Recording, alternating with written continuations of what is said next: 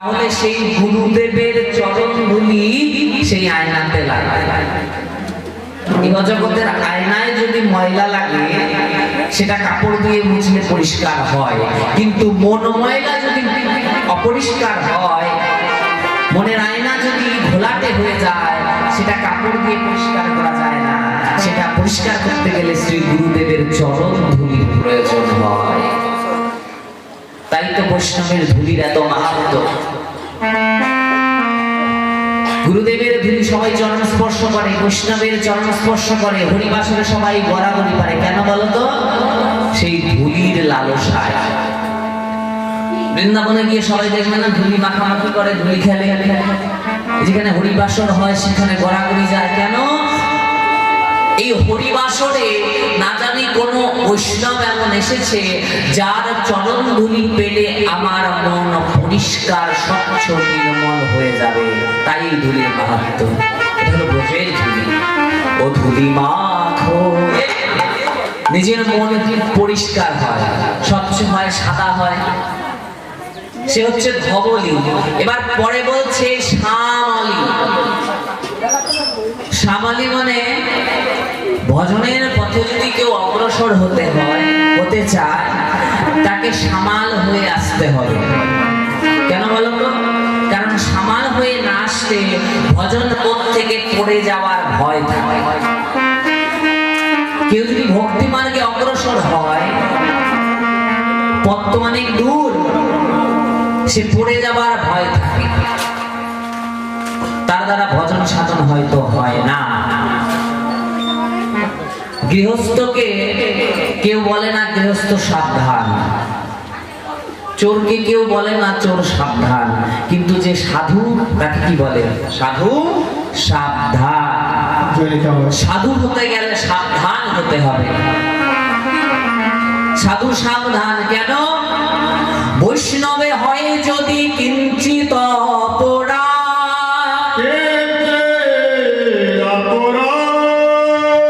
মহা মহা ভজন হতে সে পড়ে যাবে বা।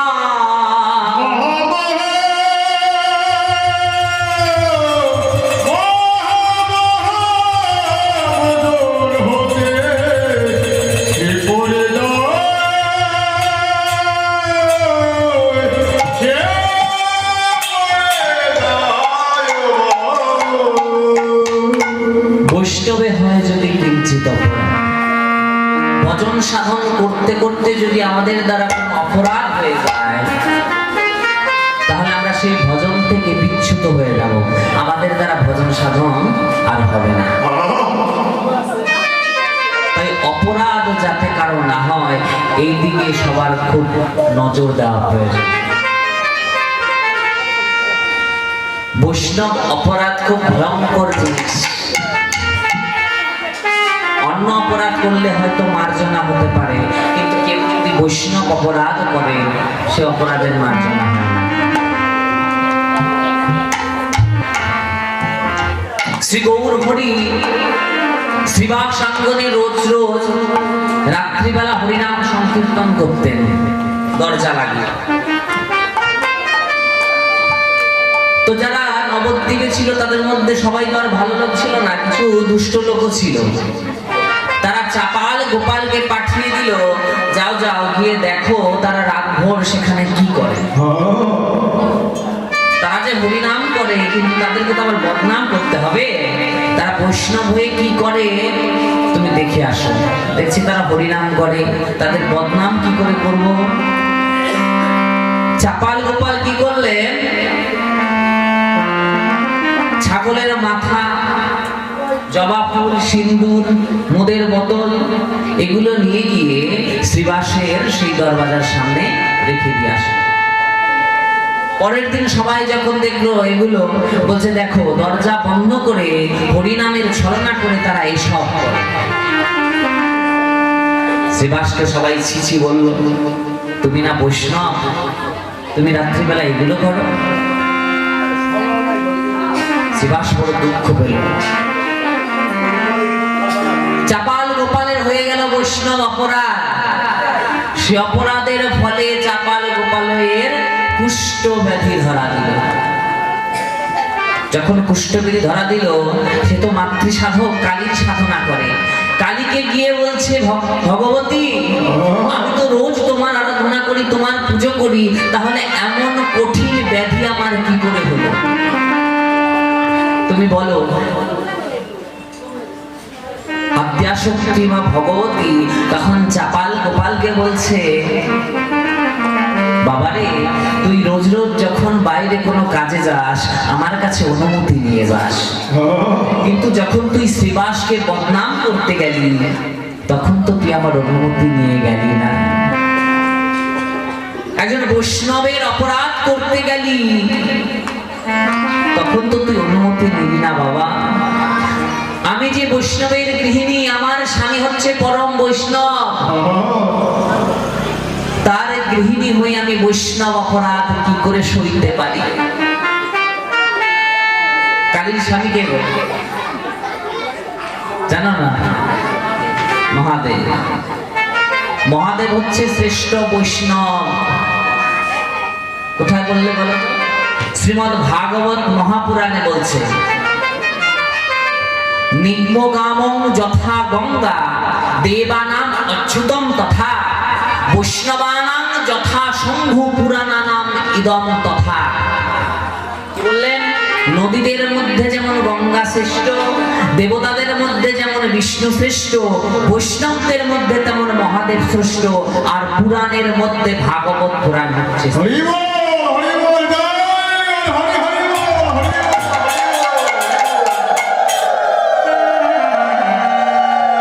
মহাদেব হচ্ছে শ্রেষ্ঠ বৈষ্ণব। মহাদেব যে বসে থাকে চোখ বন্ধ করে, কি করে? বসে বসে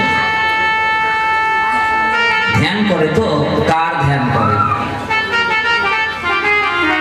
কার তো ধ্যান করতে হবে। মহাদেব করে শ্রী ভগবানের ধ্যান, মহাদেব করে শ্রী ভগবানের ধ্যান, আর শ্রী ভগবান করে আবার মহাদেবের ধ্যান। দুজন দুজনার পরিপূরক। রামচরিত মানসে তুলসীদাস খুব সুন্দর বললেন, শিব সমান মোহে প্রিয় নাহি দুজা। শ্রী ভগবান বলছেন যে শিবের সমান প্রিয় আমার দ্বিতীয় অন্য কেউ নেই। শিবকে আমি এত ভালোবাসি। কেন ভালোবাসি? কারণ শিব হচ্ছে পরম বৈষ্ণব। বৈষ্ণবের কতগুলো লক্ষণ আছে, তাদের মধ্যে সবগুলো লক্ষণই শিবের মধ্যে বিরাজমান। দেখে বোঝা যায় না যে নাকি শ্মশানে মশানে ঘুরে বেড়ায়, যার পোশাকের কোনো ধরন নাই, যার সাজ পোশাকের কোনো স্বচ্ছতা নাই, নির্মলতা নাই, অপবিত্র স্থান থাকে, সে কি করে বৈষ্ণব হতে পারে? সে কি করে বৈষ্ণব? মনে প্রশ্ন জাগতে পারে। বৈষ্ণব হতে গেলে স্বচ্ছ হতে হবে, সুন্দর, সবসময় সাজগোজ হতে হবে, হ্যাঁ, ভালো জায়গায় থাকতে হবে, নির্মল পরিষ্কার জায়গায় থাকতে হবে। কিন্তু মহাদেব তো থাকে শ্মশানে, সেটা তো অপবিত্র জায়গা। তাহলে মহাদেব বৈষ্ণব হলো কি করে? ওমা, শুধু জায়গা পরিষ্কার হলে বৈষ্ণব হওয়া যায় না। বৈষ্ণব হতে গেলে প্রথমে নিজের মনকে বৈরাগ্য প্রদান করতে হয়, বৈরাগী হতে হয়। যদি বৈরাগী হওয়া না যায়, তাহলে বৈষ্ণব হওয়া যাবে না। কাকে বলে বৈরাগ্য? বৈরাগ্য যার সমস্ত কিছু আছে, ধন, টাকা, সম্পত্তি, পুত্র, পরিজন, পরিবার ইত্যাদি ইত্যাদি, সব থাকার পরেও তাদের প্রতি তার কোনো মোহ নাই, মায়া নাই। সব আছে কিন্তু তাদের প্রতি কোনো লোভ নাই। মহাদেব ইচ্ছে করলেই বিভিন্ন ধরনের বসন পরিধান করতে পারে, তার সেই ক্ষমতা আছে, কিন্তু সে পরে কি? বাঘের ছাপ। সে ইচ্ছে করলে বিভিন্ন সোনা দানা মণি মুক্তার মালা ধারণ করতে পারে, কিন্তু সে পরে রুদ্রাক্ষরের মালা। ইচ্ছে করলে সে ভালো করে নিজের চুলটাকে সাজিয়ে গুছিয়ে রাখতে পারে, কিন্তু সে নিজের চুলটা জটা করে রাখে। গায়ে ইচ্ছে করলেই চন্দ্র সে লাগায় ভস্য। সে ইচ্ছে করলেই ভালো ভালো হার করতে পারে, কিন্তু গলার মধ্যে সাপ পেঁচিয়ে রাখে। তাই তো মাথার মধ্যে চন্দ্রমা এবং গঙ্গা বিরাজ করে। দেখুন, প্রত্যেকটা জিনিসের নির্দিষ্ট কারণ আছে। অন্যান্য দেবতাকে পুজো করবার সময় যদি অন্যান্য দেবতার স্নান একবার হয়ে যায়, আপনি গণেশ মন্দিরে গেলেন বা বিষ্ণু মন্দিরে গেলেন, ওই দেবতার যদি প্রভাতকালীন স্নান হয়ে যায়, আপনাকে আর জল ঢালতে দেবে না। দেবে? একবার ভগবানের স্নান সিঙ্গার হয়ে গেলে আর জল ঢালতে দেবে না। কিন্তু মহাদেব এমনই ভগবান, তুমি যখনই যাও তখনই সে তার জল স্বীকার করবে। এমন দয়ালু বৈষ্ণব ছাড়া কেউ হতে পারে না। শীত, গ্রীষ্ম, বর্ষা যে ঋতুতেই হোক না কেন, তাকে শুধু জল আর বেলপাতা দিলেই সে সন্তুষ্ট হয়ে যায়। তাই তো বলে না, অল্পতে যে ভুলে যায়। তার গলায় ধারণ করে সাপ। সবাই তো বিষাক্ত জিনিস গ্রহণ করে না, সবাইকে ভালো ভালো জিনিস দিতে হয়। অন্যান্য দেবদেবীর পূজা করবে, ভালো ভালো মিষ্টি, সন্দেশ, ফল ইত্যাদি ইত্যাদি রন্ধন করে সাজিয়ে দিতে হয়। কিন্তু মহাদেবকে কি দেয়? ধোতরার গোটা, ভাঙের পাতা, ধোতরার ফুল, আকন্দর ফুল, এগুলো দেয় না? এগুলো না আছে গন্ধ, না আছে বাসনা, দেখতে খুব সুন্দর। এগুলো সব মহাদেব স্বীকার করে। যাকে কেউ স্বীকার করে না তাকে মহাদেব স্বীকার করে। বিষাক্ত সাপ সবাই ভালোবাসে না, কিন্তু মহাদেব তাকে গলার মধ্যে রেখেছে, সে তাকে স্বীকার করেছে। বিচ্ছুকে যে নাকি নিজের কর্ণে কুণ্ডল ধারণ করেছে, সেই মহাদেব। বৈষ্ণব সে হবে না তো কে হবে?